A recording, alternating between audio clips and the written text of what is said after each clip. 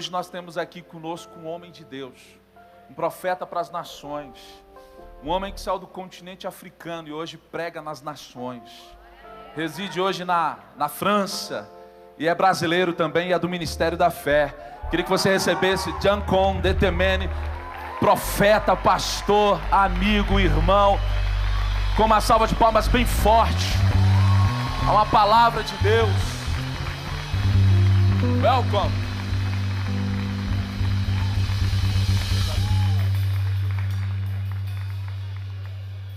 Glória a Deus. Bom filho a casa torna, né? Cante comigo. Firme, ó Deus, está o meu coração, firme nas promessas do Senhor. Eu continuo olhando para ti, e assim eu sei que posso prosseguir.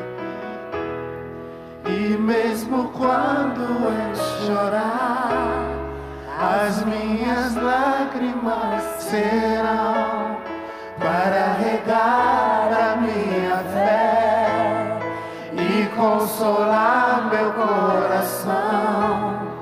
Pois os que choram aos pés da cruz, clamando em nome de Jesus, alcançará de ti, Senhor, misericórdia, graça e luz.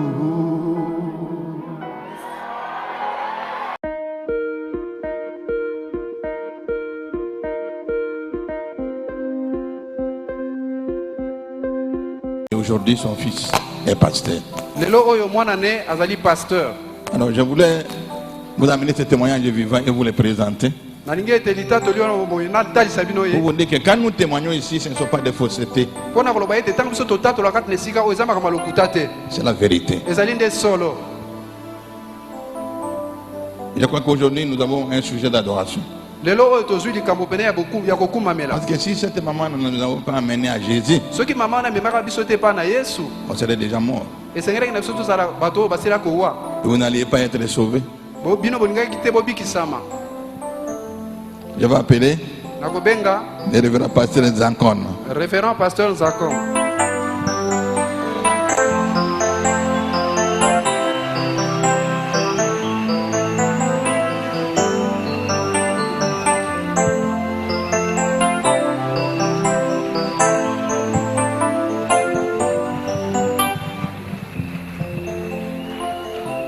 Vous le voyez? Il est comme Alain, n'est-ce pas?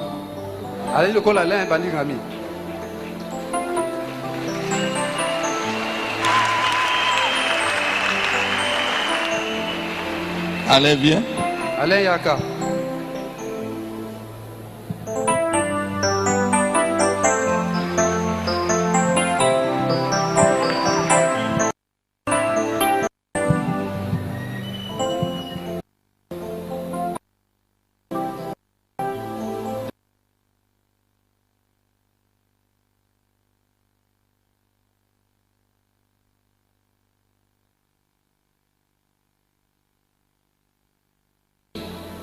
La coutume a agi dans sa famille. Parce qu'entre temps, on ne s'est jamais vu, cette famille n'a jamais connu la révélation du combat spirituel que nous avons eu entre temps.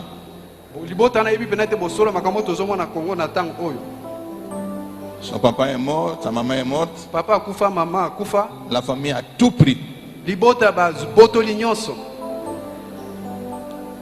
Même à la maison qu'ils avaient à la cité verte. Ils ont tout pris. La coutume a agi. Mais par la grâce de Dieu, il s'est débrouillé, il est arrivé au Brésil. Il a fait ses études. Il a terminé. Dieu l'a saisi là-bas et il est devenu serviteur de Dieu.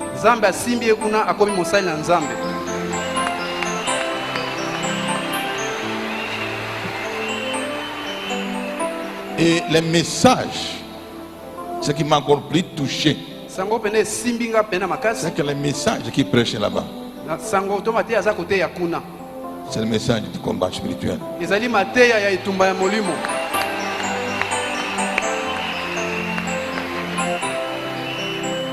le Seigneur lui a mis à cœur de faire des recherches sur la malédiction de l'Afrique, sur la malédiction des Noirs.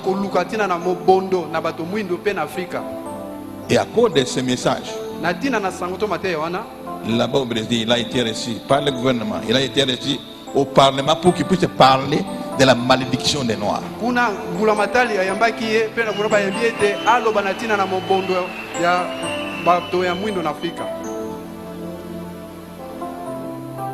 Ça m'a beaucoup bouleversé. Comment Dieu fait les choses. Amen. Amen. Aujourd'hui, je vous le présente seulement. Mais je sais que vous allez l'écouter. Il témoignera et il va exhorter. Aujourd'hui, je voulais seulement témoigner pour que nous puissions adorer Dieu pour ce qu'il fait, pour sa fidélité. Vous voyez comment il a ramené cet enfant chez nous. Pourquoi? Pour que nous ne puissions pas oublier d'où nous venons. Parce qu'il y a des gens qui oublient d'où ils viennent.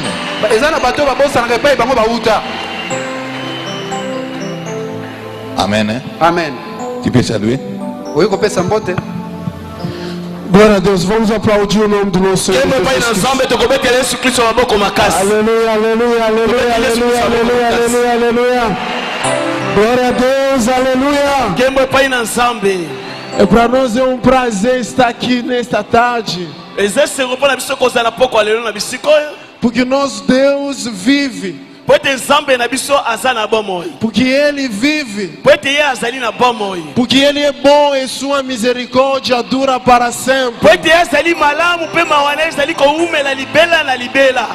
E o meu pai, ele me chamou pelo nome do meu pai, Jancon. Mas quando eu nasci, meu pai me chamou comandante.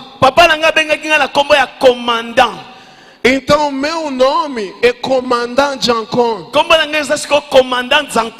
Porque meu pai sabia que eu ia ser um combatente. E eu sou um combatente.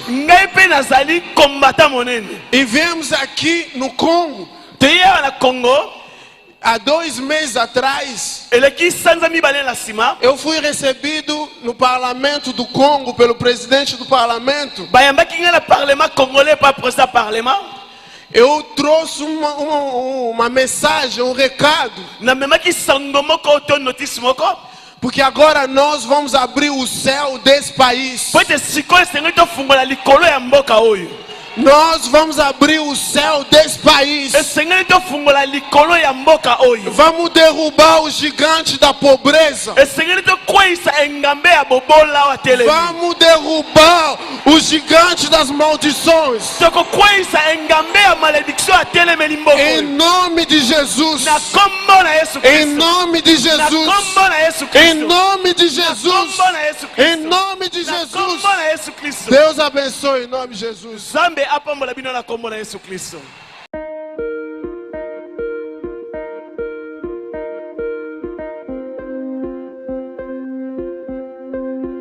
Priez pour la RDC, Botsimbi drapeau. Je crois que soy bandeko bazana na image wana bakotie la biso yango Botsimbi drapeau. Bozo prier yo na bandeko oyo baza ba congolais. Et je crois que il faut dans tout ça il faut un motivateur moko azalaki pour atteindre ba brésilien ba prier pour na RDC. Et ça qui je crois qu'il faut la kayo pour les congolais. Alors elo que s'appelle Senga mingi wana ko kanisa mboka na mboka bapaya. Donc ça lokola Néhémie. Vous avez les bandes, nous avons bien que nous outil quelque part. Et quelque part, wana pour que nous liboso et ça quand pour na bateau batikala et ça peut pour na piso bateau tokendi to bimi les bandes nzambe akoyi kosumba pe na ba prière na biso maka.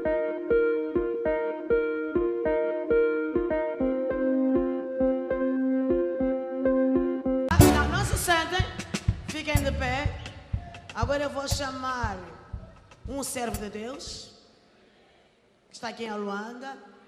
Veio aqui a Luanda convidar a apóstola Tina para o Brasil. Ele próprio.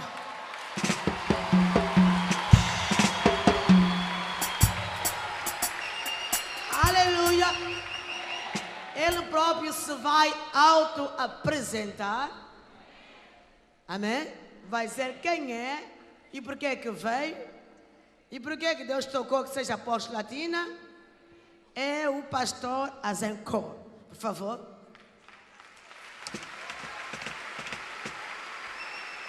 Aleluia. Glória a Deus. É um jovem que neste momento está radicado no Brasil. Tem contato com várias igrejas. Amém? Ele vai falar de si próprio. Glória a Deus. Somente quem trouxe as duas mãos dá uma salva de palmas. Somente quem trouxe. Glória a Deus, aleluia. Amém. Aplauda, aplauda, aplauda, aplauda, aplauda, aplauda, aplauda, aplauda, aplauda, aplauda. Bem forte, aleluia. Glória a Deus. Podemos tomar os nossos assentos. Deus abençoe a nossa matriarca, a apóstola Tina. Deus abençoe o povo de Deus tão lindo, feliz. O povo que vai morar no céu tem que refletir a glória de Deus.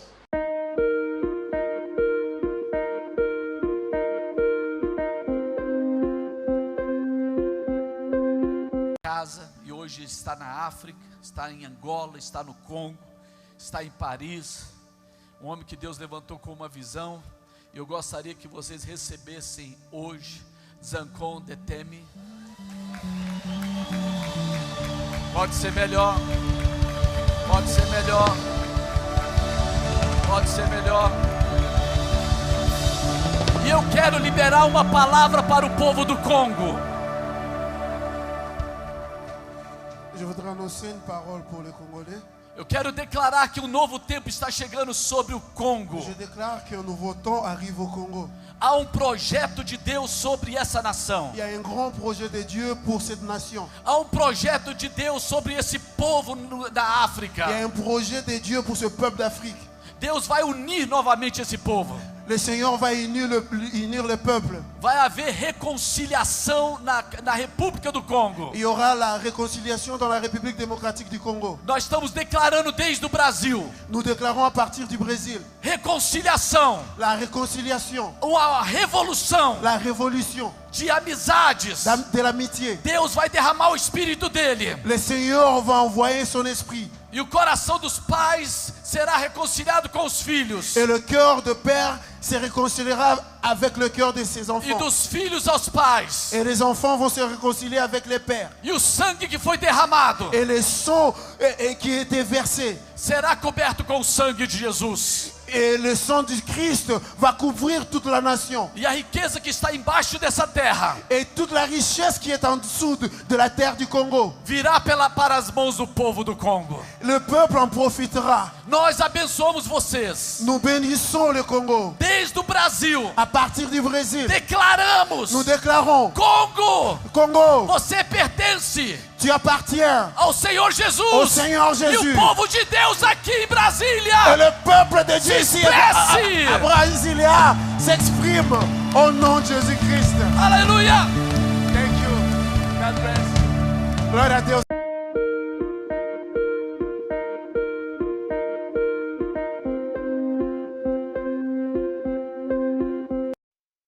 Kumisa masia, yembe la masia, zambe na bomor. Abongi na lokumu, asala ya minene, apambola mabota, azana bomor.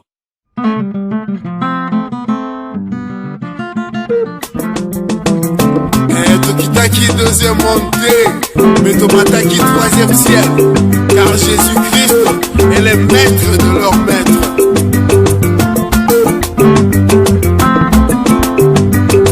Ya Yesu ya Baleki, ya Yesu oya Biblia, ya Yesu ya Galileya, ya Yesu nkolo ye, ya Yesu pardon papa ye, yo kalo samo ya Kongo, Kongo la biso. mabele ya Simon Kimbangu ofo ya biso mabela idi na bala na biso ya papa na mama orangi ya Yesu pardon papa yoka losambo ya Kongo opeto tamboli partout tamboli vraiment tamboli Tosi no bikote Olore yayae sunga Kongo Papa mama yaya nangae Papa mama yaya nangae Aitika matanga malamu yaya nangae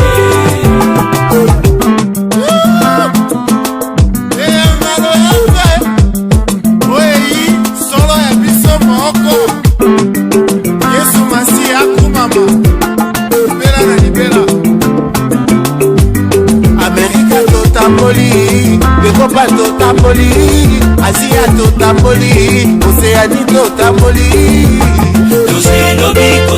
Tosi no bikote, Olore yayae sunga Kongo Ekolo ekonga, yaya nangae Ekonomi emana, yaya nangae Isala efuruga, yaya nangae Angola totamboli, Gaza totamboli, Nigeria totamboli, Sud-Africa totamboli. Tosi no bikote